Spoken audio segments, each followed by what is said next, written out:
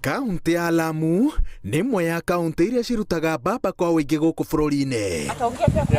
Ũthuthuria wa ministry ya ũrĩmi ũkoragwo ũigĩte mbamba ya kaunti ĩno gĩkĩro-inĩ kĩa igũrũ makĩria, noguo ĩgakorwo ĩrĩ ya goro, no ũndũ wa kũgegania nĩ atĩ gũtirĩ kĩganda ona kĩmwe kĩa mũmera ũyũ. Mwaka uliopita tulipata tani 800 ya mbegu ambayo haijasafishwa kutoka sehemu hii, na ni sehemu ambayo tunajivunia kama halmashauri, na tumetaka tukutane na washikadau tuone mikakati ambayo tunaweza weka ili tuimarishe kilimo cha pamba. Mũrĩmi wa mbamba Lamu abataragwo kũiga keheri-inĩ thogora ũngĩ wa ciringi 9 harĩ o kiro gũtwara mbamba yake nginyagia kĩganda-inĩ kĩrĩa kĩrĩ hakuhĩ o nginyagia kaunti-inĩ ya Kitui. Kiwanda kikiwa Mpeketoni ni bora sana kuliko usafirishaji, kwa sababu sasa pamba inaweza kupakiwa ikifika kule kunaitwa Makueni, pengine pamba imepotea barabarani na roli ni ile kamba zimekatika. Sasa ikifika kule unaambia ati pamba yako imepungua kilo. Naona wakati tunapouza pamba yetu ikiwa mbichi ikaenda kaunti nyingine, tunatajirisha hata kaunti nyingine na wakulima wetu wanabaki maskini.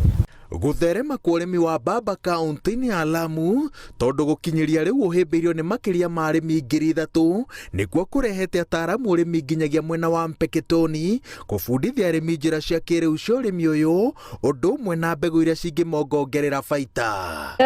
The staple length is very nice. The whiteness of the cotton coming from here, there's really a lot of whiteness. We love the cotton coming from Mpeketoni. The efficiencies are brilliant on our machines. Kwa hivyo soko liko, bei iko, wakulima tunao, ni viongozi wakae pamoja na waigize magavana wale ambao wameanzisha na wale wengine waanzishe kilimo hichi.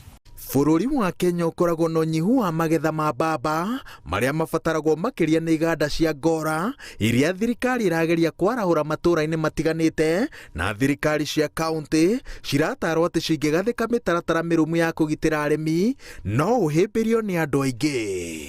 Kwa sababu tutakapofufua kilimo cha pamba kirudi kama zamani, tutaweza kupata faida kwa pamoja. Kuna kile kitu inaitwa opportunity cost. Kama saa hizi kwa mfano factory ya Kenya ina run miezi 3 ama miezi 6 na pamba ya Kenya. Miezi 6 mingine inabidi tukue pamba kutoka nchi zingine. Ngĩribotera Inooro TV, njĩtagwo Waweru wa Nyambura.